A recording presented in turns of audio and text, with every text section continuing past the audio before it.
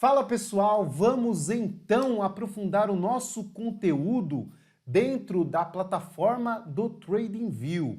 Eu quero trazer para vocês 3 ferramentas de análise que o TradingView traz aí na sua versão gratuita e eu tenho certeza que vão aprimorar a forma como você analisa o mercado. E é impressionante como nós temos acesso gratuito a esse tipo de informação que há muito tempo vinha sendo omitida ou pelo menos aí escondida em plataformas pagas. Acompanhe esse vídeo e eu tenho certeza que você terá uma análise muito mais profunda do mercado.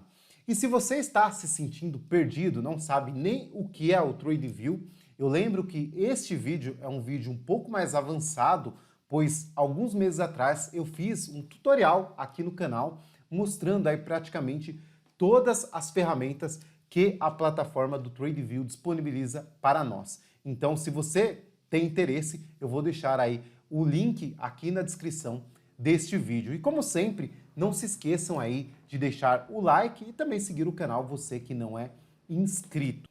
E quais são estas 3 ferramentas que nós vamos tratar neste vídeo? Vou falar com vocês da ferramenta de comparação, a ferramenta de análise de indicadores econômicos e a ferramenta de análise de múltiplos, ou seja, aí nós temos aí uma ferramenta de análise mais fundamentalista do que de análise gráfica, de análise técnica. Notem que bacana isso, né? Nós temos aí um conglomerado, né? Uma aglomeração de ferramentas dentro de uma plataforma só, o que acaba dando aí um poder muito elevado para quem consegue traçar cenários dentro destas bases, dentro dessas ferramentas. Sem mais demora, pessoal, vamos então observar aqui a primeira ferramenta, que é a ferramenta de comparação. Eu estou aqui no gráfico normal, né? Eu vou tirar as médias, que nesse momento não importa, né? E vamos começar a comparar ativos. Notem que bacana, né? Nós podemos comparar um ativo contra o outro ou vários ativos aí comparando eles entre si. Isso é interessante para observar se os ativos estão performando de uma forma igual ou melhor ou pior um com relação ao outro. Por exemplo, uma comparação que eu gosto muito de fazer e costumo colocar lá no grupo do Telegram é a comparação das moedas, né? Então verificar se nossa moeda, o real, está ou não valorizada em comparação principalmente às moedas de outros países, principalmente os países emergentes que têm uma conjuntura parecida com a nossa. E como nós podemos fazer isso? Primeiramente, nós precisamos abrir o gráfico, que já está aqui, e eu vou primeiramente abrir aqui o gráfico do dólar contra o real, né? Então, colocando aqui, digitando, nós temos aqui o USD, né, simbolizado o dólar, contra o real, que está aqui no ticker BLR. Abrindo aqui, nós temos então a cotação aí do dólar contra o real, e nós podemos observar que para comprar um real, nós precisamos desembolsar aí praticamente R$ 5,40, hoje, quando eu gravo esse vídeo, que é no dia 12 de fevereiro de 2021.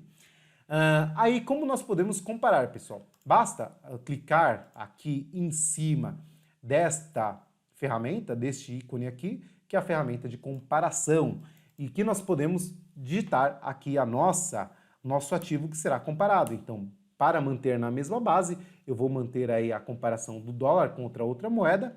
Vamos colocar aqui uma outra moeda, como por exemplo aí, um vizinho nosso aqui, que é o Uruguai, né? Nós temos aqui o dólar contra o peso uruguaio, né? Então nós plotamos já no gráfico, aqui em laranja, está o desempenho do peso uruguaio contra o real. Bom, mas notem que estranho que ficou, né? Nós temos aí esta cotação do real em candles e aqui em linha o peso, né? Então vamos deixar os dois na mesma situação.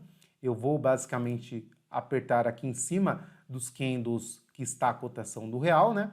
Vir aqui em cima e trocar aqui para a linha, né? Bem simples de fazer. Então notem que nós tivemos aqui, agora sim, né, pessoal? Nós temos aí a cotação do real contra o peso uruguai. E lembra que eu falei para vocês que nós podemos cotar aí não só com relação à comparação dos ativos, mas a correlação também? Olhem que curioso, né? Nós podemos aqui presumir, não é o melhor jeito de se fazer isso, né? Mas visualmente nós podemos ter uma ideia do tamanho da volatilidade que a nossa moeda nesse momento tem, né? Enquanto o peso uruguai aqui vem numa forma mais comportada, né, ou seja, que numa mesma cotação, nós temos aí o real aí subindo e descendo, né, parecendo uma montanha-russa, o que nos mostra muita volatilidade com relação a outra moeda. Se nós tirarmos aqui o zoom, né, e voltarmos no passado, vocês vão observar aí como a nossa moeda, principalmente aí de 2020 para cá, vem muito mais volátil e também mais desvalorizada do que outras. Não é só apenas contra o peso uruguaio, nós podemos pegar outras moedas, como por exemplo aqui, calma aí que acho que não foi, comparar o USD, vamos pegar aqui o peso mexicano, vai colocar o M, ele já aparece o peso mexicano. Nós temos então o peso mexicano nessa linha azul e notem que coisa, né, pessoal? Olhem lá. O peso mexicano praticamente aí devolvendo toda essa alta que aconteceu no começo do ano de 2020, enquanto o real permanece lá bem desvalorizado. Na verdade, para ser mais preciso, com uma desvalorização de cerca de 46%, né, contra 31% do peso uruguaio, e aí nós temos aí 4% do peso mexicano. Vamos pegar uma última moeda aqui para comparar. Colômbia, né? Vamos pegar aqui o peso colombiano. Olhem lá, pessoal, nós temos aqui também, ó, notem aqui quanto nesse período o peso colombiano se desvalorizou 12%, né? E olhem a discrepância que nós temos aqui com relação ao real. Por essa visão, nós podemos já observar que o nosso país, né, não está numa situação das mais tranquilas, né? Nós temos uma moeda extremamente desvalorizada nesse momento e muito volátil, né? Então, uma situação que não é a das mais ideais para ninguém, né? Bom, basicamente é isso, pessoal. A ferramenta de comparação, nós podemos traçar esse tipo de análise. É legal também, eu gosto bastante, acho que vale a pena passar para vocês, essa ferramenta dentro da análise dos ativos, né? Então, nós podemos pegar, por exemplo, vamos pegar aí o varejo digital, o varejo brasileiro, né? Vamos pegar aí, por exemplo, aqui a ação da Magazine Luiza, né? Nós temos aí, então, a performance desse ativo, né? Ao longo aí dos últimos 2 anos. E será que ela vem performando bem com relação aos seus pares? Nós podemos descobrir isso nesse exato momento. Então, vamos pegar aqui, por exemplo, os concorrentes, né? Nós temos o Mercado Livre, né? Que é um dos principais concorrentes da empresa aqui no Brasil. Nós podemos pegar também aí o ABTOW3, né, que é a proprietária aí das lojas Submarino e Americanas, né? E vamos colocar aqui também a Via Varejo. Pronto, então temos aí 4 empresas também para poder fazer a comparação. E notem que curioso, pessoal, desde 2019, quem é que está liderando aí a valorização dentro desses ativos? Nós temos em linha verde a Magazine Luiza, enquanto os outros ativos aí nós temos aí uma relação mais próxima, né? Mas se nós dermos um zoom, nós vamos ver que aí durante o ano de 2020 houve uma quebra, né? Nós podemos ver aí em laranja, principalmente as ações aí do Mercado Livre, e vocês descobrem agora porque eu falo tanto dela lá no vídeo de Position, né? Olhem aí como ela está mais forte, né? Com um poder de valorização muito maior do que a Magazine Luiza, do que propriamente as outras duas aqui, no caso a BTOW, né, e a própria Via Varejo, né? Então notem o tamanho da valorização que nós tivemos dentro de Mercado Livre aqui nesse período, uma valorização de mais de 160%. Se vocês forem dando zoom, essa análise fica mais curta, né? Então nós podemos ver aqui, eu estou diminuindo o zoom, nós temos então aqui desde aí do final do ano de 2020, comecinho do ano de 2021, nós temos esse cenário. Então, ainda assim, as ações do Mercado Livre na frente aí das outras empresas, tá? Então é importante, vale bastante a pena comparar. Vocês podem comparar não só esse tipo de segmento, mas como, por exemplo, o setor bancário, o setor de energia, né? Acredito que vai trazer muitos insights para vocês este tipo de comparação. Bom, esta então é a ferramenta de comparação. Eu quero agora trazer uma ferramenta que eu não conhecia há muito tempo e eu achei uma ferramenta muito bacana, né? Uma ferramenta aí que dispensa aí palavras, que é a ferramenta de comparação, na verdade, de comparação não, de indicadores econômicos, pessoal. E poucas pessoas sabem que existe isso aqui dentro do TradeView. E como nós podemos acessar esta ferramenta? Basta clicar aqui, na verdade, digitar qualquer letra dentro aqui do campo de pesquisa de símbolos, vocês vão observar que aqui no final, pessoal, nós temos o quê? Nós temos este ícone chamado de economia. E aqui nós temos diversos indicadores econômicos, né? Diversos indicadores ligados a pesquisas que tratam aí da base de estudo econômica. Aqui, como a plataforma está aprimorando isto há pouco tempo, nós temos apenas indicadores do mercado norte-americano. Espero que mais para frente isso também traga indicadores brasileiros de outros países para nós termos maior poder de estudo, né? Mas apenas no mercado americano nós já podemos ter uma base de estudos bem abrangente, né? E aqui, pessoal, nós temos uma fonte bem bacana. Eu quero trazer alguns para vocês, mas vale a pena aí vocês estudarem com calma aí, com mais tempo, estes indicadores. Bom, olhem que bacana, nós temos aqui principalmente, ó, esse M1 e M2, ele mostra o que, pessoal? Ele mostra como está atualmente a colocação de dinheiro na economia pelos bancos centrais, aqui o Banco Central americano, né? E como está essa impressão de dinheiro na economia, né? Então, pegando aqui, por exemplo, o M1, se eu der um zoom, tirar o zoom, na verdade, vocês vão ver o quê? Olhem que coisa maluca, né, pessoal? Nós estamos observando que ao longo dos anos vem sim essa linha vindo uma tendência, na verdade, né? Mas nós temos uma quebra aqui impressionante, né? Que foi aí no período lá de janeiro e fevereiro de 2020, né? Quando houve o impacto da crise, houve uma decisão dos bancos centrais de praticamente todos os países de fazer uma impressão massiva de dinheiro para conter a crise, né? E nós estamos vendo isso aqui basicamente em gráfico, né? Olhem como houve uma quebra da tendência, né? O gráfico ganhando uma proporção bem diferente do que tinha até então, né? Não é à toa que muitas pessoas, muitos players importantes do mercado acreditam atualmente que nós podemos passar aí por um período de uma severa apreciação da inflação, né?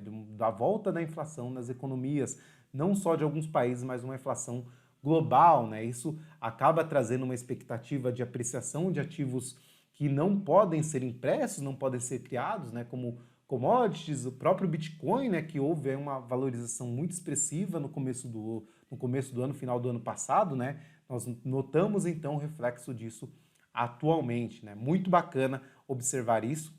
Nós temos também aqui a mesma situação no M2, né? Olhem lá, mesma coisa, né? Olhem como a curva dá uma empinada, né? Nós notamos isso aqui, como foi forte a impressão de dinheiro e continua sendo nesse exato momento, né? Um outro gráfico que eu gosto bastante, que tem aqui nesses indicadores, é esse aqui, que é o ICSA, pessoal. Basicamente, ele mostra como está a procura aí pelo seguro, uma espécie de seguro-desemprego lá nos Estados Unidos, né? Então, como está a procura de pessoas que recentemente perderam o emprego, né? E isso mostra se a economia está ou não andando bem, né? Se as empresas estão dispensando as pessoas ou não. E aqui também é curioso, né, que nós podemos observar o quê?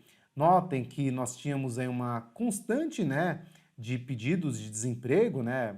Só hora subia, hora caía, né, mas mantendo aqui um range mais estreito, e nós podemos ver aqui como foi impactante aí lá em março, como esse gráfico também tomou uma proporção absurda, né? Olhem o pico que teve de pedidos de seguro-desemprego, né, lá nos Estados Unidos, e o mais curioso, né, que até o momento não voltou à normalidade, né? Notem aqui que nós temos ainda o gráfico acima do patamar, podemos falar do patamar mais histórico dentro desse gráfico. A situação ainda não foi normalizada, né? Um ano praticamente após, nós temos ainda os reflexos disso acontecendo na economia, tá? Vamos falar de outro aqui, deixa eu pegar outro gráfico para mostrar para vocês, que eu acho bem legal. Aqui, pessoal, esse daqui também mostra muito da situação atual, que é o índice de produção industrial, né? E aqui nós podemos ver como está a questão da economia nesse exato momento, né? Lá nos Estados Unidos, e notem que dentro do índice de produção industrial, nós ainda não tivemos a famosa recuperação em V, né? Que todo mundo prega, principalmente o mercado acionário já retornou, né? Mas nós vemos aí que a produção ainda está abaixo do patamar que foi lá nos anos de 2018, 2019, houve aí o grande crash, né? E nós temos ainda um perfil aí no patamar abaixo do que era antes, né? Então notem aqui que pelo menos dentro desse indicador, a tão popular recuperação em V ainda não aconteceu lá nos Estados Unidos. Então também bem impactante de se observar isso neste momento. E por último, trazer um último indicador para vocês aqui, nós podemos trazer aqui um que contrabalanceia isso, né, que é o PCE, que mostra aí o índice de gastos do consumidor, né?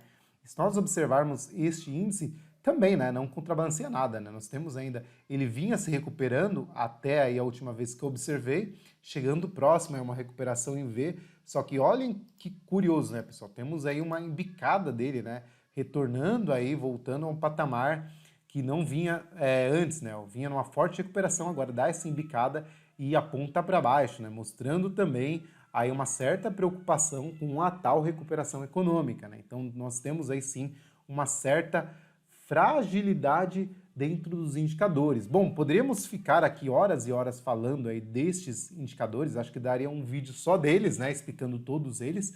Se vocês quiserem que eu faça isso, coloquem aí nos comentários, eu posso sim trazer um vídeo falando de cada um desses indicadores para vocês.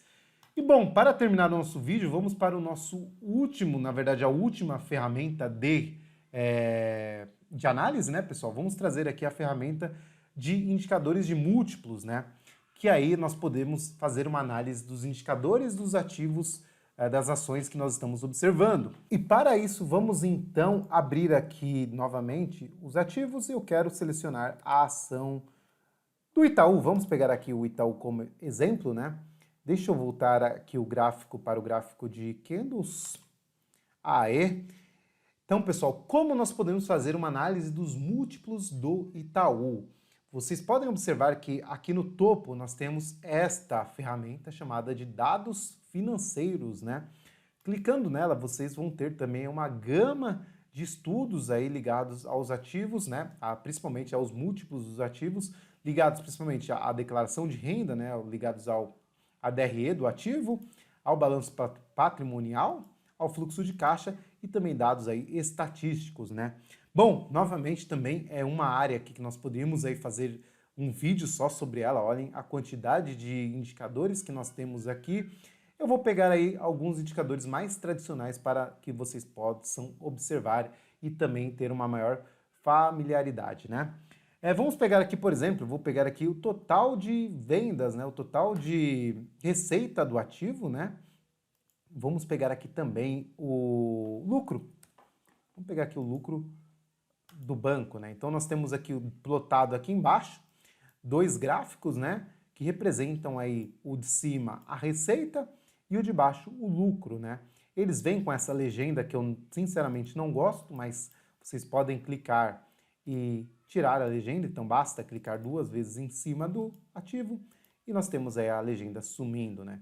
Vamos pegar aqui, pessoal, então nós temos aí desde lá, colocar o gráfico na escala semanal fica mais fácil para nós observarmos. Então, olhem aqui, a base de dados aqui de alguns ativos é maior, outras menor, então nós temos aqui, por exemplo, de Itaú, desde 2013 nós temos o quê? Este gráfico mostrando aí a evolução da receita do banco, né? E a comparação aqui com o lucro do banco a cada trimestre, né? Então nós podemos ver aqui que basicamente nós temos aí uma correlação, né, entre quando a receita está subindo, nós temos também o lucro acompanhando, né?